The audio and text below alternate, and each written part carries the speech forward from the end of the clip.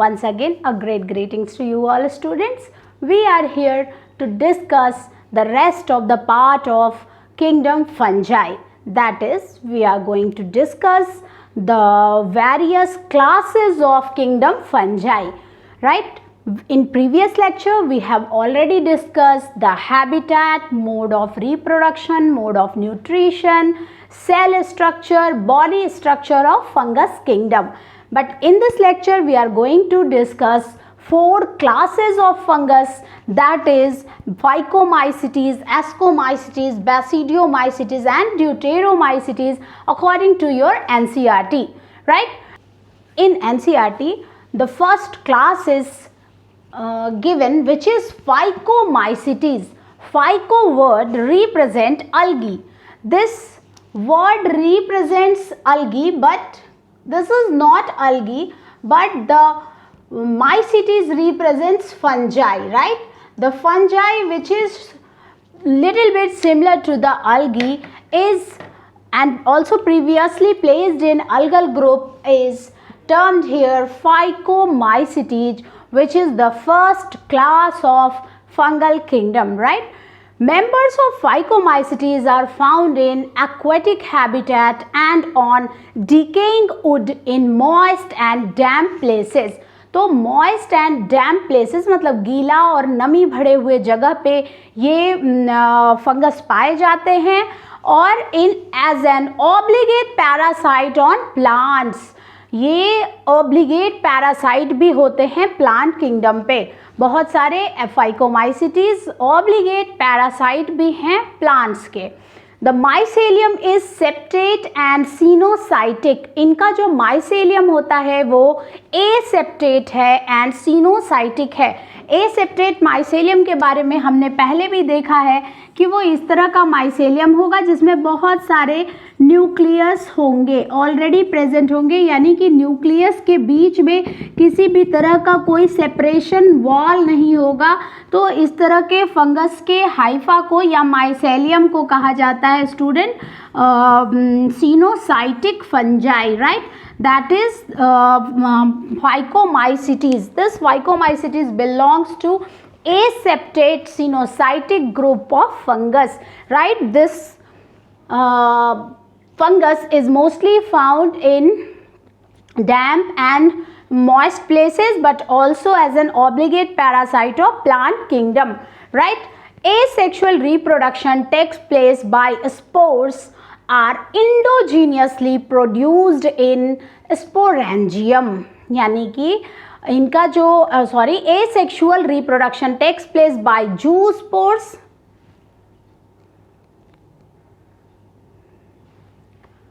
So asexual spores are asexual reproduction take place by zoospore जो motile होते हैं and bye ए प्लानोस्पोर जो non motile होते हैं. स्टूडेंट, पहले ही हमने इस चीज़ को प्रीवियस लेक्चर में काफ़ी ज़्यादा एलैबोरेटेड फॉर्म में डिस्कस कर लिया है कि कौन सा एसेक्सुअल स्पोर है, कौन सेक्सुअल स्पोर है, कौन से स्पोर मोटाइल हैं, कौन नॉन मोटाइल हैं. एंड साथ ही साथ हमने ये भी डिस्कस किया स्टूडेंट कि कौन से स्पोर इंडोजीनियसली प्रोड्यूस होते हैं और कौन एक्सोजीनियसली प्रोड्यूस होते हैं. ठीक है, तो ये हमने प्रीवियस लेक्चर में कर लिया है. यहाँ बस हम particular peculiar characteristics of all classes पढ़ रहे हैं, जिसमें हमने स्टार्ट किया है फाइकोमाइसिटीज से, जिसमें हम देख रहे हैं कि इसका जो माइसेलियम होता है वो सिनोसाइटिक एसेप्टेट होता है और इसमें asexual spore, zoospore and aplanospore पाए जाते हैं. नेक्स्ट है these spores are endogenously produced in sporangium. और साथ ही साथ next zygospores are formed by fusion of 2 gametes. यहाँ पर एक स्पेशल स्पोर की बात हो रही है, जाइगोस्पोर मतलब जाइगोट बनने के बाद कोई स्पोर बनता होगा जिसे हम जाइगोस्पोर कहते हैं. अब वो क्या है हम आगे देखेंगे. पहले हम कुछ ए प्लानोस्पोर के बारे में थोड़ा और जान लें. Aplanospores are non motile asexual spores found in certain algae as well as in fungi. They are formed from a part of a protoplast of a vegetative cell. Aplanospore consists of a cell wall which is different from the original parental cell wall along with the survival of the organism in harsh condition, allowing the Aplanospore to survive in harsh condition. तो इनके cell wall की कुछ खासियत हो जाती हैं, जो इनके स्पेशल सेल्स होते हैं, वही स्पेशल सेल्स जो हैं वो इनको सेल वॉल फॉर्मेशन करवाते हैं और जिसके बाद ये हार्श कंडीशन में भी सर्वाइव करते हैं. तो ये एप्लानोस्पोर्स की खासियत है. अब हम इसके बाद यहाँ पे कुछ देख ले स्टूडेंट कि जो जाइगोट, आखिर ये जाइगोस्पोर क्या होता है, राइट. तो जाइगोट अंडर अनफेवरेबल कंडीशन, ठीक है, जाइगोट जो होता है अनफेवरेबल कंडीशन में क्या करता है, zygote under unfavourable condition secrets thick and maybe spiny in some fungal species to cope these conditions and called zygospore. ठीक है, तो जाइगोट अपने ऊपर एक वॉल बना लेता है, एक थिक वॉल बना लेता है ताकि वो हार्श कंडीशन में भी खुद को जिंदा रख सके, सरवाइव कर सके. तो वो उस वक्त कहलाता है जाइगोस्पोर्स, राइट. नेक्स्ट हम आगे बढ़ते हैं कि जाइगोस्पोर होता और क्या, इसके बारे में हम जानकारी ले सकते हैं. ए जाइगोस्पोर इज ए डिप्लॉयड, यहाँ पे पॉइंट याद रखिएगा बिकॉज ये जाइगोट से बना है, तो जाइगोस्पोर ऑलवेज डिप्लॉयड होंगे. Zygospore is diploid reproductive stage in the life cycle of many fungi and protist. Zygospores are created by the nuclear fusion of haploid cells. यानी कि जब प्लाज्मोगैमी होती है and then after karyogamy take place, then zygote formation occur and this zygote secretes a hard wall over it to protect itself from harsh conditions. This zygospore formation take place. It is a diploid spore. It is found after reproductive cycle of any fungi or in protista. Zygospore remain dormant. Dormant means sleeping stage. Dormant phase वो phase होता है जब plants rest period में चले जाते हैं, मतलब at that time their metabolic activities goes to very low level, right. यहाँ पे ये मरते नहीं हैं, यहाँ पे ये सोने चले जाते हैं, स्लीपिंग स्टेज कह सकते हैं हम. एनिमल्स में भी होता है, लार्वा के स्टेज में भी होता है डॉर्मेंट फेज, और प्लांट में भी डॉर्मेंट फेज पाया जाता है. तो जाइगोस्पोर में भी ये जो है ये डॉर्मेंट फेज है. While it waits for environmental cues, ये इन्वायरमेंट के इंडिकेशन का, हिंट का वेट करते हैं, such as light, moisture, heat और chemicals secreted by plants. तो ये हर environmental cues का वेट करते हैं कि जब मौसम फेवरेबल होगा तो ये सर्वाइव करेंगे, तो ये जर्मिनेट करेंगे. उससे पहले ये डॉर्मेंट फेज में चले जाते हैं. When the environment is favorable, the zygospore germinates, meiosis occurs and haploid vegetative cells are released. और उस वक्त हैप्लॉइड वेजिटेटिव सेल जो है वो बनता है, ठीक है. इनसे मियोसिस होती है इनमें, और ये उसके बाद हैप्लॉइड सेल्स को अपने अंदर से रिलीज करना शुरू करते हैं. Zoospore is haploid while zygospore is diploid. Zygospores are created by the nuclear fusion of haploid cells. When the environment is favorable, the zygospore germinates, meiosis occurs and haploid vegetative cells are released. ठीक है, तो यहाँ पर हमने देखा कि जो meiosis होती है उसके बाद ये जाइगोस्पोर हैप्लॉइड सेल्स को अपने अंदर से रिलीज करना शुरू कर देते हैं.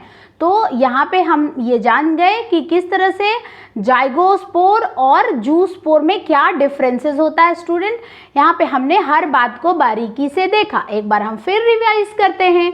जूस्पोर हैप्लॉइड होते हैं जबकि जाइगोस्पोर डिप्लॉयड होते हैं. जूस्पोर मोटाइल होते हैं जबकि जाइगोस्पोर डॉर्मेंट फेज में रहता है. ठीक है, ये डॉर्मेंट फेज में रहता है, इसके ऊपर काफ़ी थिक स्पोर वॉल होता है, जबकि जूस्पोर नेकेड होते हैं.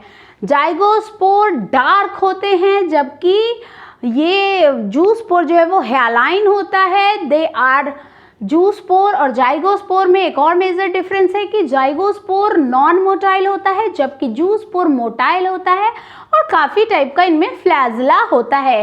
More than one type of flagella इनमें होता है। तो जाइगोस्पोर कहाँ कहाँ पाए जाते हैं? फंजाई, प्रोटिस्टा एंड अलगी में, जबकि जूस्पोर जो होता है वो फंगस एंड बैक्टीरिया में पाया जाता है। तो ये थोड़ा सा बेसिक डिफरेंस था स्टूडेंट जिस पे आपने ध्यान दिया होगा। ठीक है, इससे ज़्यादा यहाँ पे कुछ नहीं पूछा जाता। रेस्ट बात है कि these gametes are similarly in morphology। अब यहाँ पे जब इनके जाइगोस्पोर की बात हो रही है तो अब गैमेट्स भी बात आएंगे सीन में, क्योंकि जाइगोस्पोर हमेशा गैमेट के फ्यूजन से ही तो बनते हैं या फिर दो सेल के जुड़ने से या दो हाइफा के जुड़ने से बनते हैं। Zygospores are formed by the fusion of two gametes. These gametes are similar in morphology. अगर वो गैमेट एक जैसे दिखेंगे मॉर्फोलॉजी में तो वो आइसोगैमस कंडीशन होगा। अगर वो डिसिमिलर दिखेंगे स्टूडेंट तो वो एनाइसोगैमस कंडीशन होगा या फिर ऊगैमस कंडीशन होगा। आइसोगैमस, एनाइसोगैमस एंड ऊगैमस, ये तीन तरह का गैमेटिक कंडीशन होता है जो बताता है कि किस तरह से गैमेट्स होते हैं सभी ऑर्गेनिज्म में। तो जो लोअर ऑर्गेनिज्म है स्टूडेंट उनमें गैमेट्स बिल्कुल एक जैसे दिखते भी हैं और फंक्शनली भी एक ही जैसे होते हैं, तो उनको आइसोगैमस कंडीशन कहा जाता है। कुछ ऑर्गेनिज्म में जहाँ पर गैमेट्स जो हैं वो एक जैसे नहीं दिखते हैं वो एनाइसोगैमस या ऊगैमस कंडीशन होता है। तो आइसोगैमी क्या है? Isogamy is the fusion of gametes in similar size. Anisogamous क्या है? Anisogamous is the fusion of gametes in dissimilarity. और ऊगैमस कंडीशन थोड़ा अलग है, वहाँ पर पता चल जाता है कि कौन मेल गैमेट है और कौन फीमेल गैमेट है। मतलब कि जो फीमेल गैमेट होगा स्टूडेंट वो लार्ज होगा एंड नॉन मोटाइल होगा, स्टेशनरी होगा, जबकि जो मेल गैमेट होंगे वो motile and smaller in size होंगे एंड स्टेशनरी नहीं होंगे, वो मूव करेंगे, मूविंग होंगे। तो इस तरह से हम आइसो, एनाइसो और ऊगैमस के बीच में डिफरेंस देख रहे हैं। तो यहाँ इस फंगस में फाइकोमाइसिटीज में तीनों तरह का गैमेट देखा जा सकता है, that is isogamy, anisogamy and oogamy. All three types of gametic fusion is visible in this type of fungi, that is Phycomycetes। Next है, इनमें कुछ एग्जाम्पल दिया है जैसे म्यूकर, राइजोपस एंड एल्ब्यूगो। तो हमने यहाँ पे क्या क्या देखा? हमने यहाँ पे इनमें देखा है कि इनका जो माइसेलियम होता है वो कैसा दिखता है? इनका माइसेलियम सिनोसाइटिक होता है, that is multi nucleated. Coenocytic कहिए या मल्टी न्यूक्लिएटेड कहिए, ठीक है। सेकेंड में हमने देखा है इनमें कि इनमें जो स्पोर्स होते हैं वो कैसे होते हैं? तो जू स्पोर्स होता है एंड ए प्लानोस्पोर होता है।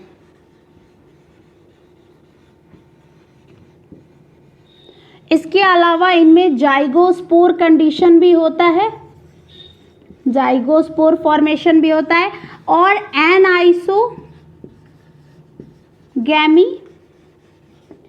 आइसोगैमी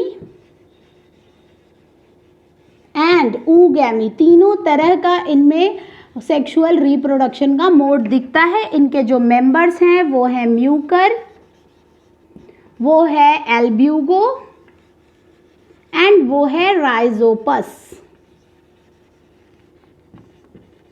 ठीक है, तो यहाँ तीन तरह का हमने देखा कि राइजोपस, म्यूकर एंड एल्ब्यूगो, तीन तरह का इनमें ये मेंबर्स भी पाए जाते हैं। ठीक है, तो ये हमारा यहीं पे ख़त्म होता है according to NCERT. Now we are moving towards ascomycetes, the another Ascomycetes, which is another type of fungal member, right? Commonly it is known as sac fungi. Asco means sac, right. Asco represent sac fungi. तो यहाँ तक हमने इसके बारे में लिख लिया है। हम थोड़ा यहाँ पे रब करते हैं, हम आगे बढ़ते हैं। एस्को मीन्स सैक, तो इसे हम सैक फंजाई कह सकते हैं। It is known as sac fungi. The second most important point is this class contain unicellular as well as multicellular fungi. Unicellular like example yeast, and multicellular is also here, which is multicellular which is Penicillium. आपको एक ही example दिया है यहाँ पे, तो आप उसी को ध्यान देंगे, penicillium, right. The third point asco. Asco word को आप ध्यान रखेंगे। एस्को इनका जो फ्रूटिंग बॉडी है वो सैक जैसा दिखेगा। सैक मतलब बैग, बैग जैसा दिखेगा, मतलब पैक होगा, ठीक है। इनका जो फ्रूटिंग बॉडी होगा स्टूडेंट वो पैकेट में होगा, यानी कि बैग जैसे स्ट्रक्चर में होगा। इस वजह से इस मेंबर को एस्कोमाइसिटीज कहा जाता है या फिर सैक फंजाई के नाम से जाना जाता है, राइट।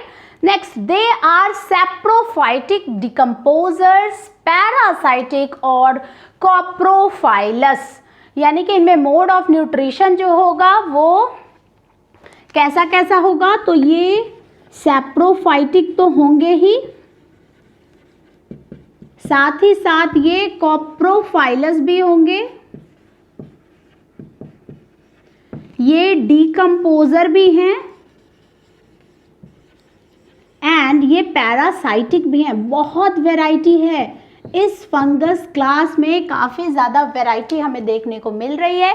या तो ये डेड एंड डिकेइंग मैटर से फूड लेंगे तो सैप्रोफाइटिक कहलाएंगे, या फिर ये डंग पे ग्रो करेंगे, काउ डंग, बफेलो डंग पे ग्रो करेंगे तो ये कॉप्रोफाइलस कहलाएंगे, या फिर ये डेड एंड डिकेइंग सब्सटेंस को डिकम्पोज करेंगे, मतलब उनको बिल्कुल न्यूट्रिएंट्स, लास्ट न्यूट्रिएंट जो एलिमेंटल फॉर्म है उसमें कन्वर्ट कर देंगे तो ये डिकम्पोजर्स हो जाएंगे। और साथ ही साथ ये किसी लिविंग होस्ट पे भी रह के सर्वाइव करेंगे तो उस वक्त ये पैरासाइटिक फंजाई कहलाएंगे। तो ये काफ़ी सारा इनमें फॉर्म पाया जा रहा है। Next, mycelium is branched and septate. जो इनका बॉडी है, माइसेलियम जो है इनका स्टूडेंट, वो कैसा है, सेप्टेट है, सेप्टेट है एंड ब्रांच्ड है। इनमें ब्रांचिंग भी पाई जाएगी, मतलब जो इनका बॉडी होगा, आप देख सकते हैं स्टूडेंट, इस तरह से अगर इनका बॉडी होगा तो इसमें ब्रांचिंग वगैरह भी आप देख सकते हैं कि ऊपर की तरफ ये, और इनमें सेपरेशन भी आप देखेंगे कि किस तरह से अलग अलग इनका न्यूक्लियस भी ग्रो करता रहेगा, ठीक है। आप यहाँ पे देख सकते हैं कि ये कैसे सेप्टा के साथ आगे बढ़ते हैं। ये जो वॉल देख रहे हैं ना, ये वॉल, यही सेप्टा कहलाता है, SEPTA, सेप्टा। ये वॉल, जितने सारे वॉल्स दिखाई दे रहे हैं वो सभी सेप्टा होते हैं, जो एक एक न्यूक्लियस को अलग अलग साइटोप्लाज्म के साथ डिवाइड करता है। तो फंगल सेल वॉल नहीं है ये क्रॉस वॉल है, या दो से अधिक न्यूक्लियस के बीच में, जो इनको एक प्रॉपर बिहेवियर देता है कि इनमें ये यूनी न्यूक्लिएटेड होंगे, बाई न्यूक्लिएटेड होंगे या फिर मल्टी न्यूक्लिएटेड होंगे। तो ये जो वॉल है बीच बीच में न्यूक्लियस के, ये कहलाता है सेप्टा, ठीक है। तो इनका ब्रांच्ड है एंड सेप्टेट है। अब इनमें स्पोर्स की अगर बात करें, रिप्रोडक्शन फेज में अगर इनके जाते हैं स्टूडेंट, तो हम देखते हैं कि इनमें एसेक्सुअल रिप्रोडक्शन जो होगा वो कोनिडिया से होगा, ठीक है। तो the asexual spores are conidia produced exogenously on the special mycelium called conidiophore. तो इनका जो कोनिडिया, इनका जो माइसेलियम होगा, तो इस तरह से अगर इनके माइसेलियम पे कोनिडिया बनेगा तो ये जो स्पोर्स होंगे वो इस तरह से इनके अरेंज रहेंगे, ठीक है।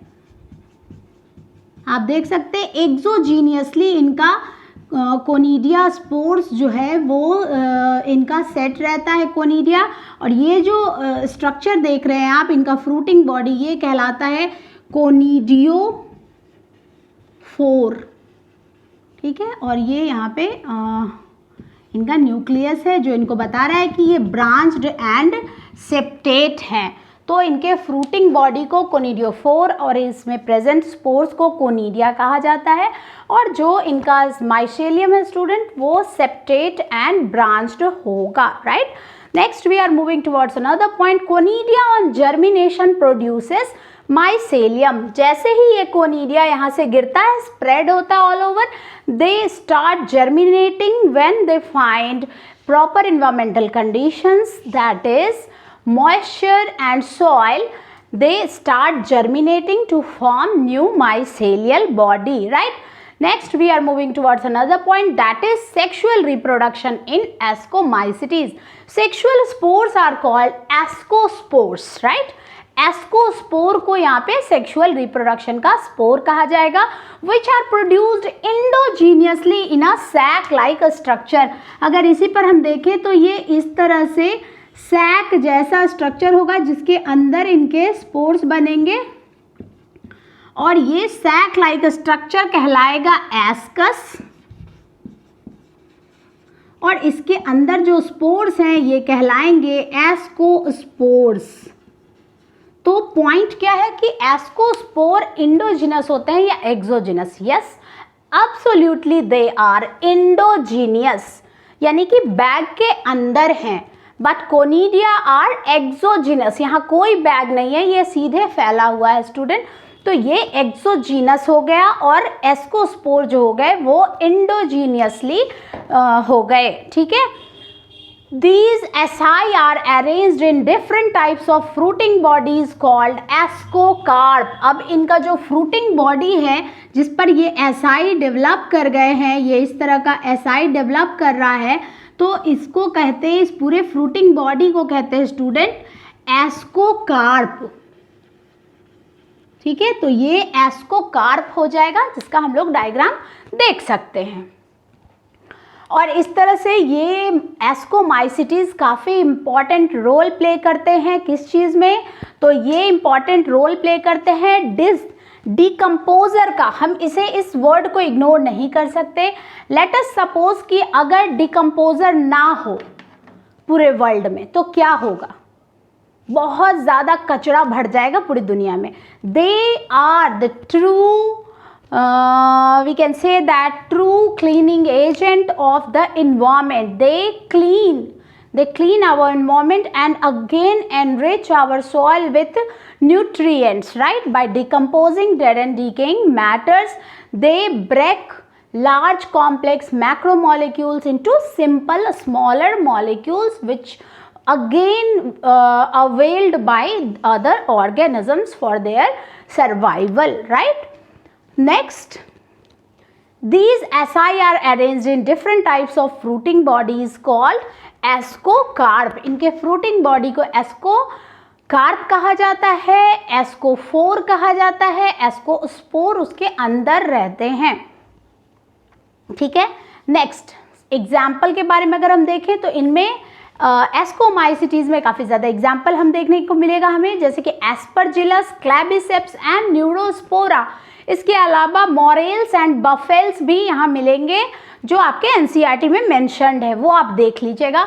यहाँ पर एक इम्पॉर्टेंट नाम दिया गया है जो है न्यूरोस्पोरा। न्यूरोस्पोरा क्रासा ऐसा ऑर्गेनिज्म, ऐसा फंगस है जिसपे बहुत ज़्यादा जेनेटिक में रिसर्च हो चुके हैं। जब आप जेनेटिक्स की सेपरेट बुक पढ़ेंगे लाइक टैमारिंड और अदर, तो आपको वहाँ पे न्यूरोस्पोरा क्रासा पे बना हुआ बहुत सारा क्वेश्चंस दिखेगा और बहुत सारे एक्सपेरिमेंट्स भी आपको वहाँ पे देखने को मिलेंगे। तो न्यूरोस्पोरा क्रासा का बायोकेमिस्ट्री में एंड जेनेटिक्स में बहुत ज़्यादा रिसर्च किया जाता है, तो इसको एक तरह से लेबोरेटरी बायो एजेंट के रूप में यूज़ किया जाता है। तो ये इससे भी क्वेश्चन आता है नीट में कि which of the following organism is used extensively in biochemical and genetic work, तो दैट इज न्यूरोस्पोरा, राइट। और इसके जो दो मेंबर मॉरेल्स एंड बफेल्स हैं स्टूडेंट, वो एडिबल भी होते हैं, उनको खाने में यूज़ किया जाता है। The next one is Basidiomycetes. We are moving toward third type of fungus class, that is Basidiomycetes. Basidia means club, गदा, जो भगवान लेके चलते हैं ना हनुमान जी, गदा, गदा जैसा रहता है, गोल ऊपर गुंबद और नीचे लंबा डंटा, तो उसे हम कहते हैं क्लब। तो ये Basidiomycetes में कुछ तो भी ये क्लब जैसा होता होगा, यानी कि गदा जैसा होगा, ठीक है। तो अब ये गदा जैसा क्या होगा वो हम आगे देखें। Commonly known forms of Basidiomycetes are mushrooms. आप मशरूम को इमेजिन कीजिए, आपको पता चल जाएगा कि Basidiomycetes का स्ट्रक्चर कैसा होता है, क्लब शेप्ड, राइट, गदा जैसा। तो मशरूम्स, ब्रैकेट फंजाई और पफ बॉल्स ये इसके बेस्ट एग्जाम्पल हैं। They grow in soil on logs, logs मतलब लकड़ी, जो पेड़ों के जो ये हैं बचे हुए वृक्ष, उन पे जो ग्रो करता है। And tree stumps and in living plant bodies as parasite, example rust and smut. तो Basidiomycetes जो है वो रस्ट और स्मट के रूप में भी पाया जाता है बहुत ज़्यादा। तो यहाँ पे हम देख सकते हैं कि रस्ट एंड स्मट से हमें दो बातें ध्यान में आई होंगी, एक तो पक्सीनिया, दूसरा यूस्टिलैगो। तो हम इन दोनों मेंबर्स के बारे में समझ गए कि ये Basidiomycetes का ही मेंबर होगा। Puccinia graminis for black rust in wheat and smut is for wheat, smut disease in wheat, right. तो यूस्टिलैगो। तो यहाँ पे हमने दो एग्जाम्पल भी देख लिया। अब हम आगे बढ़ते हैं कि ये the mycelium is branched and septate, just like this its mycelium is also branched and septate। इनका भी जो mycelium होगा स्टूडेंट वो branched होगा और septate होगा। नेक्स्ट हम देख सकते हैं कि it is the asexual spores are generally not found। इनमें asexual spores नहीं पाए जाते हैं, but vegetative reproduction by fragmentation is very common. तो आराम से इनका माइसेलियम टूट जाता है और न्यू माइसेलियम ग्रो होना शुरू हो जाता है, मतलब इनमें वेजिटेटिव प्रोपगेशन जो है वो फ्रैगमेंटेशन के थ्रू होता है। The sex organs are absent, जो रिप्रोडक्टिव ऑर्गन है वो इसमें एब्सेंट होता है। But plasmogamy is brought about by fusion of two vegetative or somatic cells of different strains or genotype, यानी कि दो अलग अलग स्ट्रेन के हाइफा जो हैं वो फ्यूज करेंगे Basidiomycetes में, और वो वहाँ पर क्या करेंगे, तो फ्यूज़न के बाद प्लाज्मोगैमी होगा, देन कैरियोगैमी हो सकता है, या फिर डाइकैरियोन स्टेज में थोड़ी देर वहाँ पे रहेगा। Karyogamy, the resultant structure is dikaryotic which ultimately give rise to Basidium। तो जो रिजल्टेंट स्ट्रक्चर होगा स्टूडेंट वो डाइकैरियोटिक होगा, और उसके बाद वो डाइकैरियन जो हैं जुड़ जाएंगे और कैरियोगैमी हो जाएगा। And after karyogamy meiosis take place in the Basidium producing 4 Basidiospores, ठीक है। तो यहाँ पे Basidium डाइकैरियन स्टेज भी होगा, कैरियोगैमी भी होगी, और कैरियोगैमी के बाद फ्यूज़न भी होगा, मियोसिस भी होगा यहाँ पे जाइगोट का, और तब हैप्लॉइड स्पोर्स बनेंगे, right. The Basidiospores are exogenously produced on the Basidium। तो यहाँ पर जो Basidium होगा उसके ऊपर ही एक्सोजीनियसली, यानी ऊपर ऊपर ही स्पोर्स आने शुरू हो जाएंगे। The Basidia are arranged in fruiting bodies called Basidiocarp, और ये जो Basidia होगा वो Basidiocarp के अंदर होगा, ठीक है। इनके फ्रूटिंग बॉडी को Basidiocarp कहेंगे। Basidiocarp के अंदर Basidium होगा और उस Basidium के ऊपर Basidiospores लगे होंगे। तो इस तरह से एक्सोजीनियसली इनका स्ट्रक्चर हम देख सकते हैं, ठीक है। नेक्स्ट हम आगे बढ़ते हैं। कॉमन मेंबर्स कौन है इसके, तो एगैरिकस है यानी मशरूम, इसके अलावा यूस्टिलैगो यानी कि स्मट वाला, एंड पक्सीनिया यानी कि रस्ट फंजाई। तो यहाँ पे हमने कुछ एग्जाम्पल भी देखा। साथ ही साथ स्टूडेंट Basidiomycetes में एक और ख़ास चीज़ होती है जो कहलाती है क्लैंप कनेक्शन। ठीक है, अब ये क्लैंप कनेक्शन क्या होता है तो हम उसको देखते हैं थोड़ा। ठीक है, बैसिडियोमाइसिटीज को जब हम रिकैप करते हैं तो हम देखते हैं कि ये क्या कहलाता है, तो ये क्लब फंजाई कहलाता है, क्योंकि इसका क्लब शेप्ड होगा फ्रूटिंग बॉडी। इसका जो स्पोर होगा यानी बैसिडियोस्पोर्स जो होंगे स्टूडेंट, वो एक्सोजीनियसली होंगे, एक्सोजीनियसली आ जाएंगे। कहाँ आएंगे तो बैसिडियम में, और वो बैसिडियम कहाँ होगा, बैसिडियोकार्प के अंदर होगा। ठीक है, तो बैसिडियोकार्प इनका फ्रूटिंग बॉडी कहलाएगा। बैसिडियोकार्प फ्रूटिंग बॉडी हो गया। और इम्पॉर्टेंट बात क्या है कि यहाँ एसेक्सुअल स्पोर जो है वो एब्सेंट होगा, एसेक्सुअल स्पोर्स एब्सेंट। और वेजिटेटिव प्रोपागेशन जो होगा स्टूडेंट वो कैसा होगा, तो वेजिटेटिव प्रोपागेशन इनका जो होगा वो इनका किससे हो जाएगा, तो फ्रैगमेंटेशन से होगा, मेनली बाय फ्रैगमेंटेशन, ये हम देख सकते हैं। और उसके बाद जो इनमें सेक्सुअल रिप्रोडक्शन होगा वो कैसा होगा, तो आराम से फ्यूजन यानी प्लाज्मोगैमी होगा, प्लाज्मोगैमी। और उसके बाद इनमें डाइकैरियन स्टेज दिखेगा, डाइकैरियन स्टेज विजिबल होगा। एंड आफ्टर डाइकैरियन स्टेज इनमें कैरियोगैमी होगी, एंड आफ्टर कैरियोगैमी इनमें मियोसिस होगा स्टूडेंट। और मियोसिस के बाद फिर से यहाँ पे स्पोर्स बनेंगे जिनका नाम क्या कहलाएगा, बैसिडियोस्पोर्स। ठीक है, ये बैसिडियोस्पोर्स यहाँ पे पाए जाएंगे। ठीक है, जो मियोसिस के बाद बने होंगे और वो भी एक्सोजीनियसली। नेक्स्ट है यहाँ पे एक और चीज़ है जो एनसीईआरटी ने नहीं दिया है बट बहुत इंपॉर्टेंट है, दैट इज क्लैंप कनेक्शन। यहाँ पे एक खास क्लैंप कनेक्शन होता है स्टूडेंट, वो क्या है अब आप यहाँ पे समझें। जैसे कि मान लीजिए कि जब प्लाज्मोगैमी हो गया और फ्यूजन हो गया और न्यूक्लियस आ गए, ठीक है, न्यूक्लियस जब आ जाएगा दो तरह का, तो ये न्यूक्लियस क्या करेगा बता देते हैं। यहाँ पर अगर ये न्यूक्लियस है इस तरह का और इधर से भी इस तरह के न्यूक्लियस आ गए, तो ये अब यहाँ पर एक क्लैंप बनाएगा, क्लैंप ऐसा कुछ बनाएगा जिसके थ्रू यहाँ तो हम देख सकते हैं कि ये जो बनेगा स्ट्रक्चर, यहाँ एक ये तो एक था ही और ये वाला उठ के यहाँ चला गया जिसको कि यहाँ जाना है। ठीक है, इधर घुसना है और इसके बदले यहाँ पे ये ग्रीन वाला आ गया और ये जो ब्लू वाला था ये यहाँ आ जाएगा और एक ग्रीन वाला तो यहाँ था ही वो यहाँ रह जाएगा।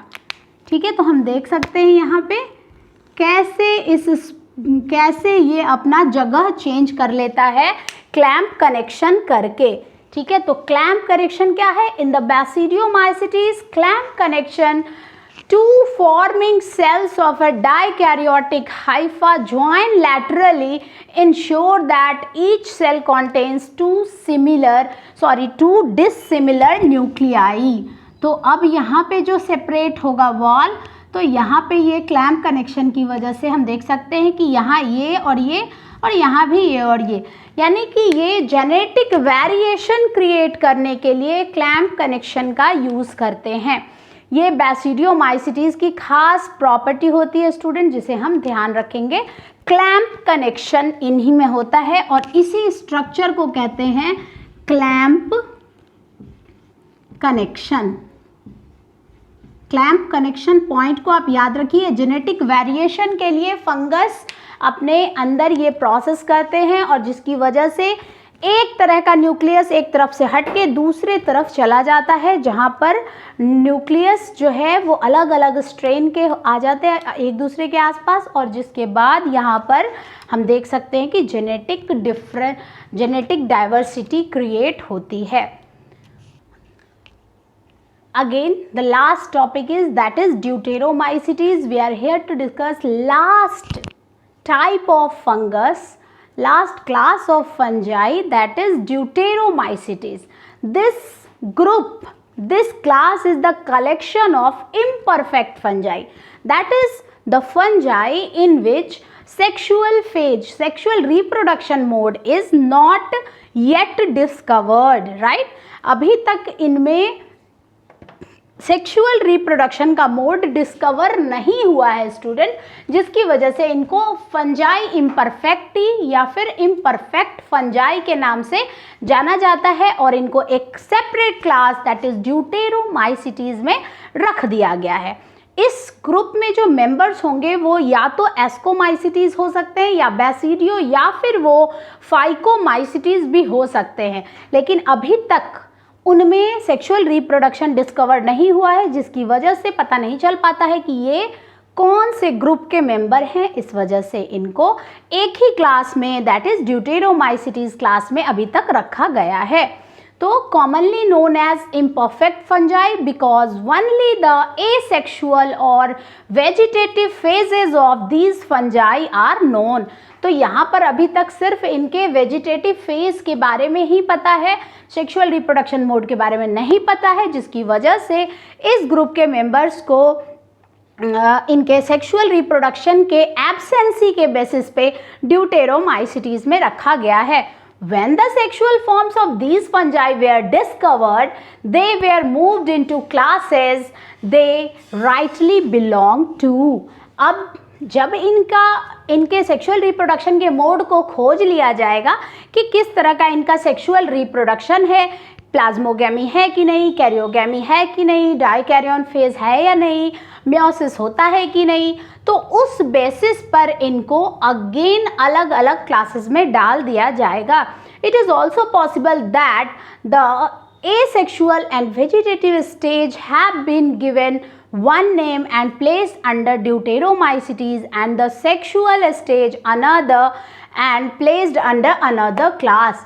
तो अभी तक इनको हो सकता है कि एसेक्सुअल रिप्रोडक्शन के बेसिस पे या फिर वेजिटेटिव रिप्रोडक्शन के बेसिस पे इनको ड्यूटेरोमाइसिटीज क्लास में डाला गया है, बट हो सकता है कि इन फ्यूचर जब इनके सेक्सुअल रिप्रोडक्शन के मोड को डिस्कवर कर लिया जाएगा स्टूडेंट, तो इनको इनके अकॉर्डिंग क्लास में प्लेस कर दिया जाएगा। Later when the linkages were established, बाद में जब इनके लिंक खोज लिए जाएंगे, कहाँ से कहाँ इनका लिंकेज है वो देख लिया जाएगा। Were established the fungi were correctly identified and moved out of deuteromycetes, और इनको इस ग्रुप से निकाल दिया जाएगा। जहाँ पे इनका लिंकेज होगा, जहाँ पे इनकी सिमिलैरिटी होगी, उस ग्रुप के मेंबर के साथ इनको वहाँ पे प्लेस कर दिया जाएगा, राइट। नेक्स्ट है कि वंस परफेक्ट, परफेक्ट मतलब sexual stage, once perfect sexual stage of members of Deuteromycetes were discovered, they were often moved to Ascomycetes and Basidiomycetes। यानी कि पास्ट में भी ऐसा हो चुका है कि ड्यूटेरोमाइसिटीज के बहुत सारे मेंबर्स का, जिनको कि पहले asexual and vegetative mode of reproduction के बेसिस पे ड्यूटेरोमाइसिटीज में रखा गया था, अब जब उनके अलग अलग कैरेक्टर्स की खोज हो गई है, तब उनको उनके अकॉर्डिंग एस्कोमाइसिटीज, बैसिडियोमाइसिटीज या फिर फाइकोमाइसिटीज ग्रुप में उनको प्लेस कर दिया गया है। ठीक है, next one is the deuteromycetes reproduce only by asexual spores known as conidia, जो कि एक्सोजीनियस स्पोर है कोनिडिया, उसके बेसिस पे ये अभी तक रिप्रोड्यूस करते हैं। The mycelium is septate and branched, तो septate and branch, septate and branch, septate and branch, सिर्फ ए सेप्टेट, सिर्फ कंडीशन फाइकोमाइसिटीज में अभी तक मिला है student. Aseptate and coenocytic अभी कंडीशन यही हमें मिला है, बाकी तीनों के तीनों जो है वो सेप्टेट एंड ब्रांच्ड कंडीशन है। Some members are saprophyte or parasite while a large number of them are again decomposers। तो यहाँ पे इनके जो बहुत सारे मेंबर्स हैं वो डिकम्पोजर का काम करते हैं। They litter, decomposers of litter and help mineral cycling, जो मिनरल की साइक्लिंग होती है सॉइल में, अर्थ में या रॉक में या पॉन्ड्स में, उसमें ये बहुत ज़्यादा मदद करते हैं। Recycling of minerals, The Deuteromycetes class belong to those fungi which helps in recycling of minerals. तो ये यहाँ पे काफ़ी ज़्यादा इंपॉर्टेंट रोल प्ले करते हैं डिकम्पोजर का और मिनरल रिसाइकलिंग का. एग्जाम्पल के तौर पे अगर हम देखें तो यहाँ पे 3 मेंबर का नाम आपका एनसीईआरटी आपको प्रोवाइड करता है. That is Alternaria, Colletotrichum and trichoderma. ये तीनों डिजीज भी कॉज करते हैं. कौन कौन से डिजीज? तो अल्टरनेरिया जो है वो early blight of potato cause करता है. Early blight of potato. The second one is Colletotrichum. It causes red rot of sugarcane, and the third one is trichoderma, which causes green mold rot of onion. Green mold rot of onion. तो ये यहाँ पे काफ़ी ज़्यादा disease भी cause करते हैं. एक और डिजीज़ ट्राइकोडर्मा कॉज करता है वो है dieback of pinus seedling. Dieback of pinus seedling. तो 2 इंपॉर्टेंट डिजीज ट्राइकोडर्मा कॉज करता है, dieback of pinus seedling and mould, green mould rot of onion. तो यहाँ पे ये एक डिजीज हो गया. कोलेटोट्राइकम ने red rot of sugarcane create किया और अल्टरनारिया ने early blight of potato disease को कॉज किया. तो एक बात और जान ले, लेट ब्लाइट ऑफ पोटैटो कौन कॉज करता है? फाइटोफथोरा इन्फेस्टेंस, जो दूसरे तरह का फंजाई है. राइट. तो यहाँ पे हमने इस टॉपिक को, फंगस के चारों क्लास को पूरी तरह से कंक्लूड कर लिया. फर्स्ट हमने phycomycetes, then asco, then basidio and at last हमने ड्यूटेरोमाइसिटीज को कंक्लूड किया. इनके बॉडी के बारे में कंक्लूड किया, साथ ही साथ इनमें किस तरह के एसेक्सुअल स्पोर पाए जाते हैं और किस तरह के सेक्सुअल स्पोर पाए जाते हैं. क्या ये स्पोर मोटाइल हैं या नॉन मोटाइल हैं? क्या ये स्पोर एक्सोजिनस है या एंडोजिनस है? और साथ ही साथ हमने मेंबर्स के बारे में भी डिस्कस किया है. तो स्टूडेंट्स, यहाँ पे मैंने फंगस किंगडम को फिनिश किया और अब आगे इसके बारे में हम लोग देखते हैं कि क्या पढ़ेंगे. और क्वेश्चंस को सॉल्व करने की आदत मत छोड़िए. डेली ऑब्जेक्टिव बनाइए एंड सब्जेक्टिव क्वेश्चंस को सॉल्व कीजिए ताकि ये पूरा सब्जेक्ट आपका अपना हो जाए. Right? Till then, take care and we will meet in next video with viruses, viroids and lichens, right? Which is the last topic of your second chapter biology NCERT. Thank you.